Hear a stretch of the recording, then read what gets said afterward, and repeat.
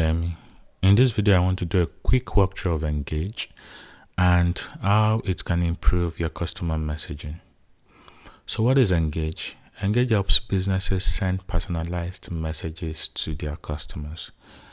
By personalized messages, we mean as a business, you should be able to target particular customer groups or segments and send them the right message at the right time using the right channel, of course. And this is what Engage does. And what this means is that you're able to create groups like users that are yet to log in over a period of time, customers that have spent over an amount on your platform, customers that are yet to perform a specific action, and directly send them messages. What's more interesting is that you can create message workflows that automatically engage these customers till they actually perform a specific task or action. So how does Engage work? The first thing, of course, is that you need to connect your customer data, because it's with this data that we're able to understand your customer's journey through your application. And it's with this data that you're able to create customer groups so that you can send direct messages to them either through broadcasts or create message automation and workflow. So how can you connect your customer data to Engage? A couple of ways. One is that you can connect any of the services or tools we currently support. For example, you can connect your segment accounts so that data from your segment account is directly sent to Engage.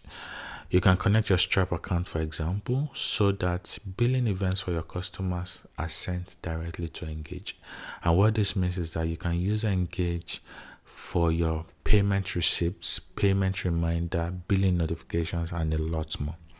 The second way to connect your customer data is you can use any of our existing SDKs. And if that doesn't work, you can directly use the user API to track customer events or customer actions from within your application. Like I said earlier, this is some sample customer data already sent from the test segment account, and we can go ahead and explore what the data is. On the customer page, you can see an overview of the customer attributes and message performance. On the lists, segments, and automations page, you can see lists, segments, and automations the customer currently belongs to. These are user groups, and I will explain all of this in a bit. You can also view the broadcast already sent to the customers, view transactional emails already sent to the customers, and view events that the customer has performed. Now let's get to the interesting parts. Once we have our data connected to Engage, we can create customer groups based on this data. There are two ways to create customer groups on Engage. The first one is what we call segments. Segments allow you group customers based on similar characteristics so that you can send messages to them at once. So for example, I can create a segment based on people with emails. I can create a segment to say, hey, what about people who have performed a particular action, right? Or maybe I've not even performed the action over a period of time. And the interesting thing is I can add date filters like this. I can even filter based on the number of times that event has occurred. Of course, there are a couple of other things I can do. If the event has properties, I can decide to also filter based on any of those properties as well. So I can say where the revenue is a particular amount or is greater than a particular amount, right? Other filters I can use here include Stripe filters. So I can say where a particular Stripe event has occurred over a period of time or not. I can also create segments based on message filters like if a link is clicked, if a status has occurred, and all of that as well.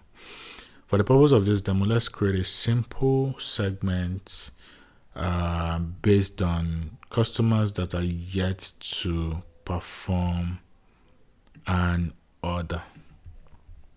So I will say yet to order, I can add a description if I want. Get sample data just to be sure that my group contains data. And I can say some sample data here, right? Let's switch this and see if we can see some people that have performed this. So if I open this in a new tab, come to check events, I should be able to confirm that indeed this customer has completed his or her order. Okay, so if I say, hey, where events order has occurred, I can say, hey,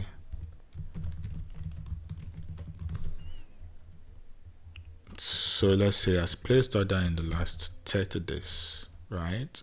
And I can go ahead and create my segment. Depending on the size of my customers, it may take a few seconds to a few minutes, but shortly the segments will be populated and will be available. If I open my segment, I can see how people move from within the segment. I can see the filters for the segment. I can see broadcast already sent to the segment. I can also see all customers within the segment. If I need to export the customers, of course, I can do that. The second way to group customers is what we call lists, and I think you're already familiar with lists. The way lists work is that you are able to group customers any way you like, and this is why it's different from segments. So while segments is based on data, list is more manual, and you can add or remove people anyhow you like. The other interesting thing about lists is that lists have subscription forms that you can directly embed on your website or on any web page. And what this means is that people that sign up or fill the form, the subscription form will be automatically added to the list. If APIs are your thing, you can also use the API to interact with the list, meaning you can use the API to add and remove people from your list as the case may be. Now, once you've created your customer groups, either through segments or lists, very, very important, and I shouldn't fail to mention this, segments in Engage are automatically managed. And what this means is that you don't need to make any manual changes to your segment once you've created them. Customers are automatically added and removed from the segment as their data changes. So what this means is that if, for example, as we've created this segment, after 30 days, this customer does not perform another order, the customer will be automatically removed from this particular segment. Now, where does all this come into play? 1, broadcasts. Engage allows you to send multi-channel messages to your segments or to your list, to your user groups as the case may be. So, for example, you can directly engage your segments or lists through email, and you can directly engage your segment or list through email. So I can have my subjects,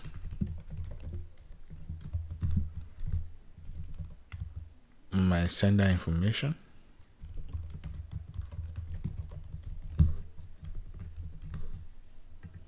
select my recipients, people who have placed order, and I can select multiple recipients. The reason this is showing as 0 is because none of the recipients within this segment has an email. I can go ahead to create my content. Currently we support a simple rich text editor, and if you want to bring in your own custom HTML, that's totally fine as well. So I go ahead, type my message,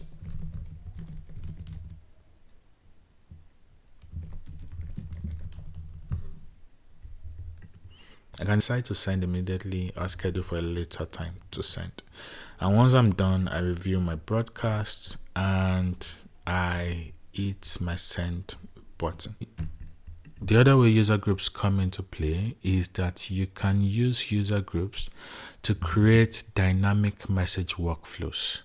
And what this means is that you can create automations that engage the customer over a period of time to convert or perform a specific action.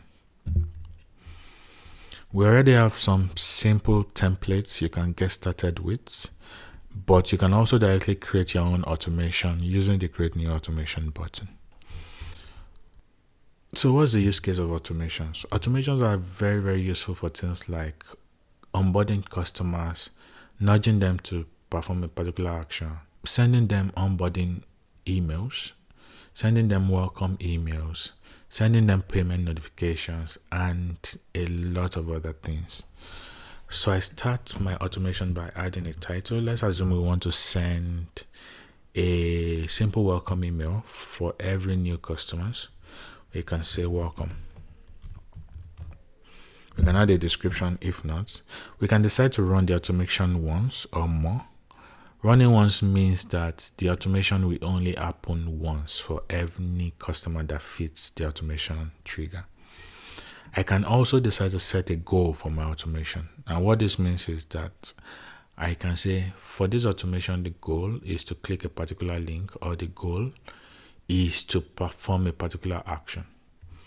So I can go ahead and select my goal filters, my goal events, what I want to happen, and create a goal. If I want the automation to end once the goal is achieved or once the goal is met, I can do this. I can also add a separate exit condition that will terminate the automation once that condition is met. Now, once I get into my automation builder page, I can select a trigger for my automation. Engage currently supports a couple of triggers.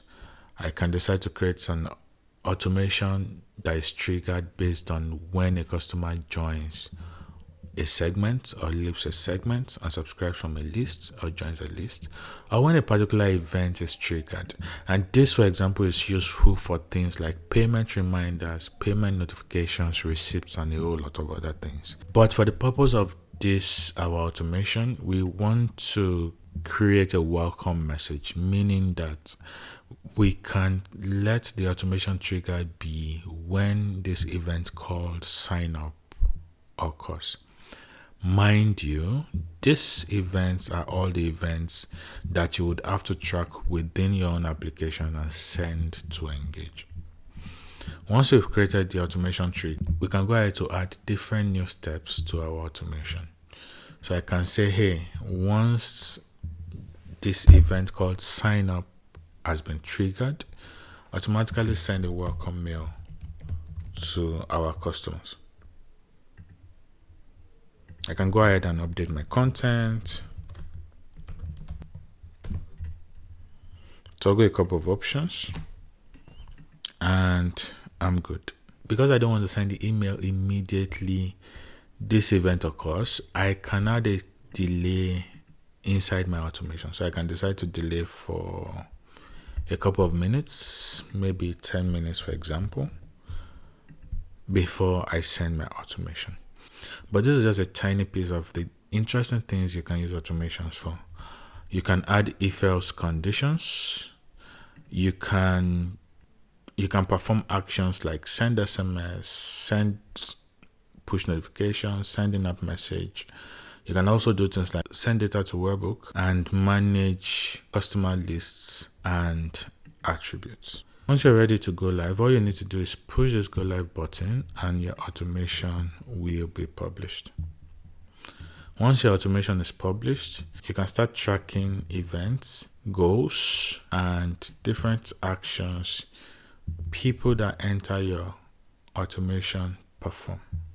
So this is just a quick overview of what Engage is and how you can use it to improve your customer messaging. In subsequent videos, we'll be exploring all these features in detail and see even more interesting things you can do with them. Sign up at Engage today at engage.so. Thank you.